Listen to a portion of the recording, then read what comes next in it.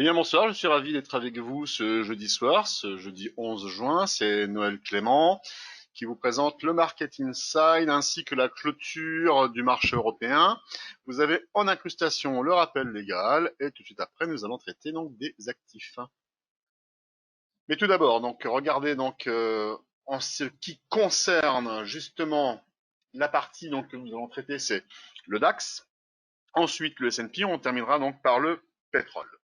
Et donc la clôture du marché européen, eh bien c'est quand même pas très bien passé aujourd'hui, puisque nous avons quand même un CAC qui flirte quasiment avec les 5% de baisse.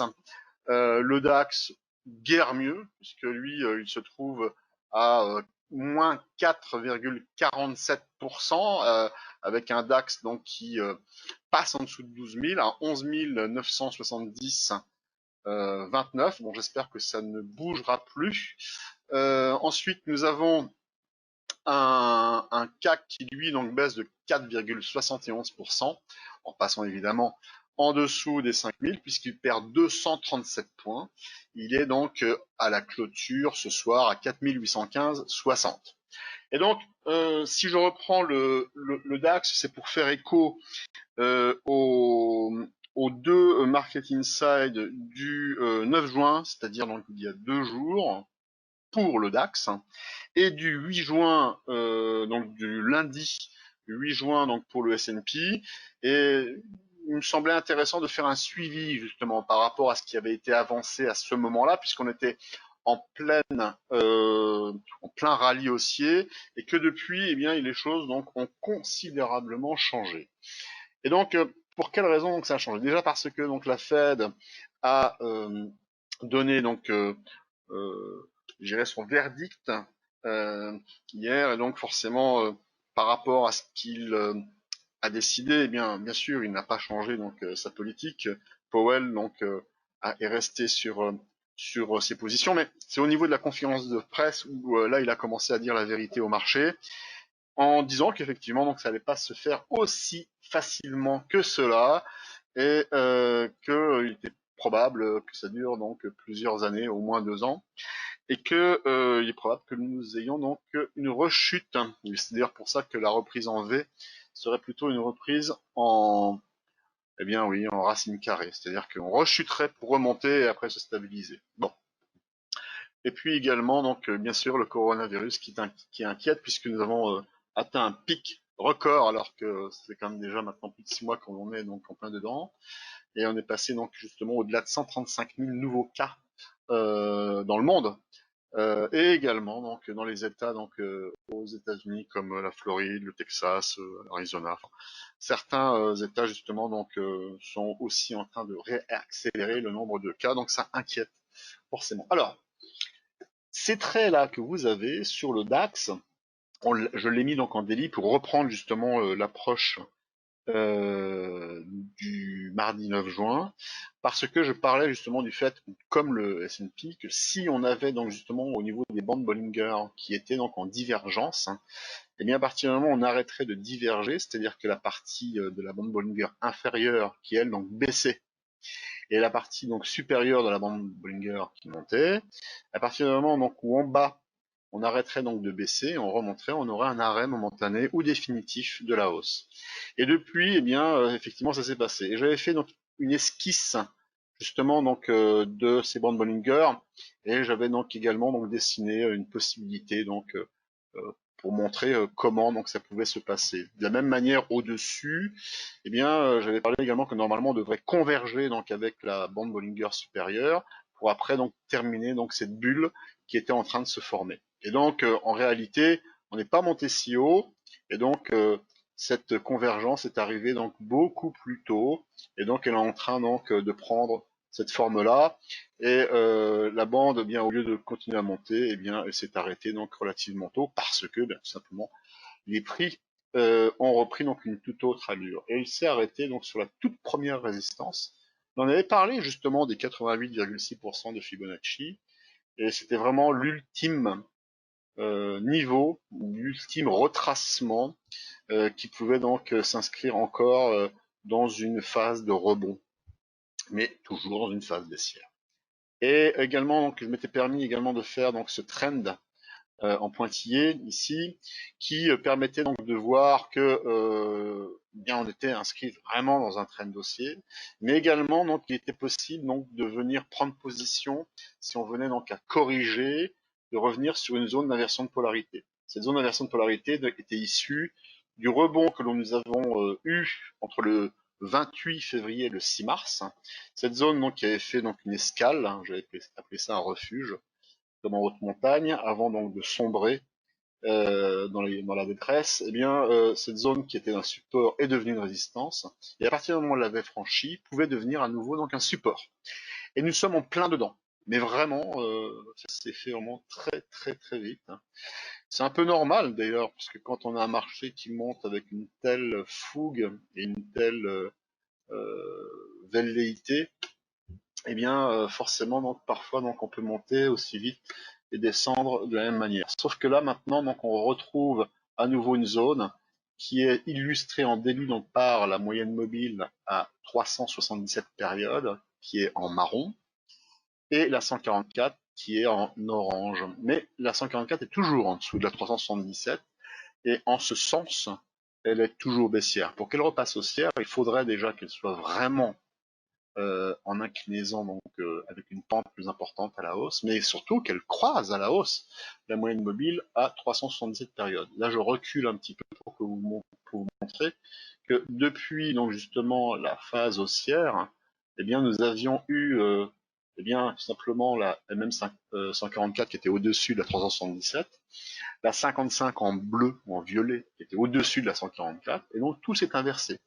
Et actuellement, donc, elle est dans le mauvais ordre, hein. Pour que ce soit donc à la hausse, il faut que ce soit dans cet ordre-là, et non pas dans celui-là. Celui-ci, c'est un ordre qui serait plutôt baissier. Alors, là, sur l'ADX, j'ai mis un rond rouge, parce que ce rond rouge donc, pourrait simuler et symboliser le croisement entre le DI+, et DI-, qui montrerait une inversion de la tendance haussière. Alors, on va passer en H4, et en espérant donc il n'y a pas trop de dessins. Ce qui était intéressant donc de voir, c'est que lorsque l'on avait donc parlé justement sur le DAX, eh bien, nous avions également évoqué la zone des 12 737. Cette zone des 12 737, c'était un travail qui avait été fait donc lors du live trading avec les clients, donc en live.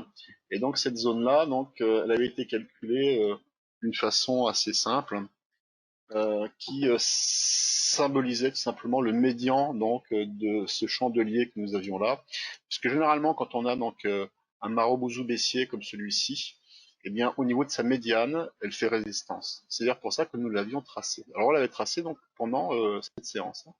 Et par la suite, donc l'idée donc c'est de venir peut-être mécher à l'intérieur, mais ne pas repasser au-dessus, puisque cette zone-là donc elle allait être résistance. Eh bien, elle a fait effectivement résistance. Et donc, on est tombé ensuite.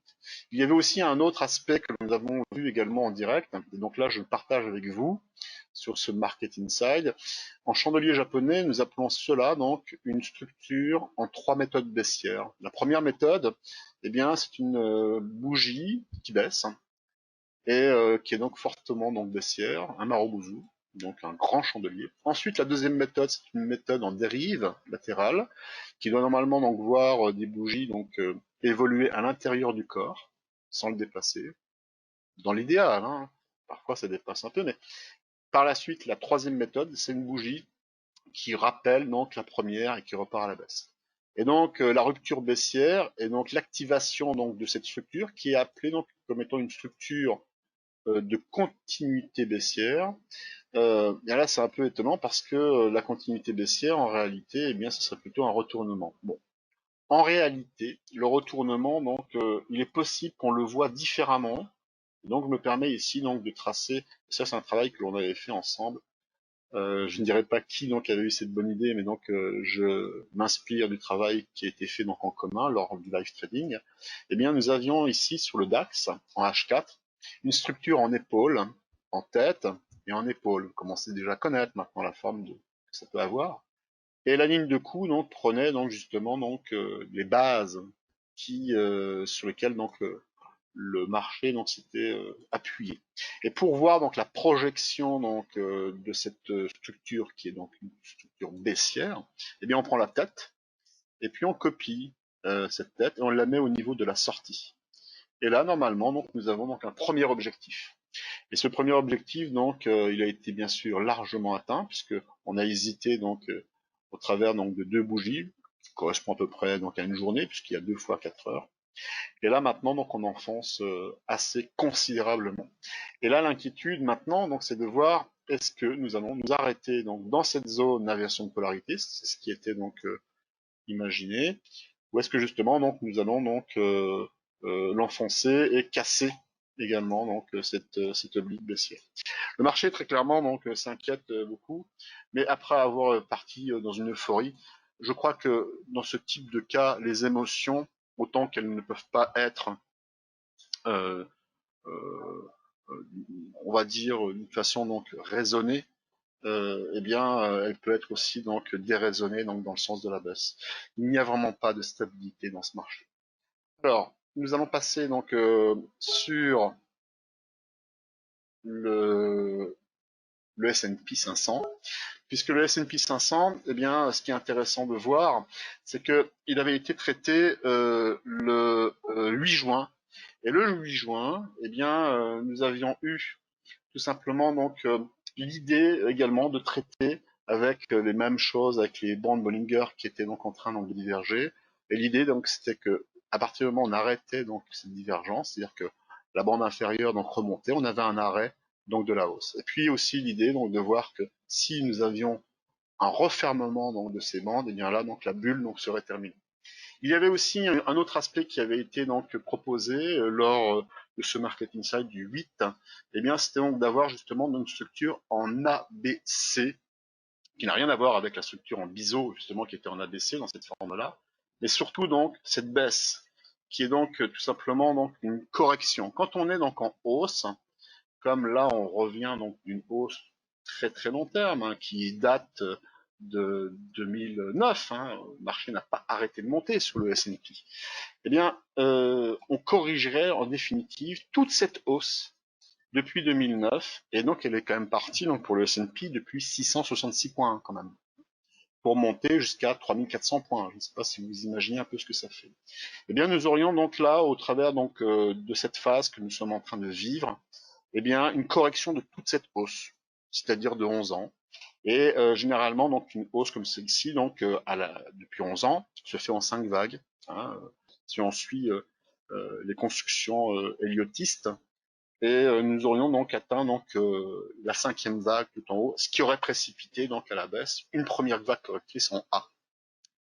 Et c'est pour ça que je m'étais permis donc le 8 juin de mettre donc ici la vague B, hypothétique, puisque on pouvait donc très très bien aller plus haut. Et ça n'est d'ailleurs même pas une certitude que nous n'allons pas retourner donc plus haut. Mais quand même, nous avons quand même un énorme doute maintenant de voir donc le marché continuer à monter, puisque cette bougie que l'on a aujourd'hui, et d'ailleurs à l'heure actuelle où on se parle, eh bien le Dow Jones perd 1400 points.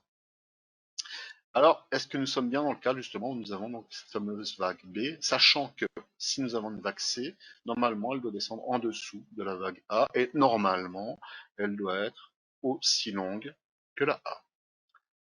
Voilà, donc on va pas donc faire le plan, comme on dit, sur la comète, mais quand même, c'est une chose donc à garder à l'esprit. En tout cas, il va falloir voir donc, quel est le comportement donc, des prix sur cette zone d'inversion de polarité, et à partir de là, donc, on pourra commencer à construire quelque chose de différent. Et pour en ce qui concerne le pétrole, eh bien, ça aussi, c'est un travail que l'on avait fait donc ensemble dans le live trading.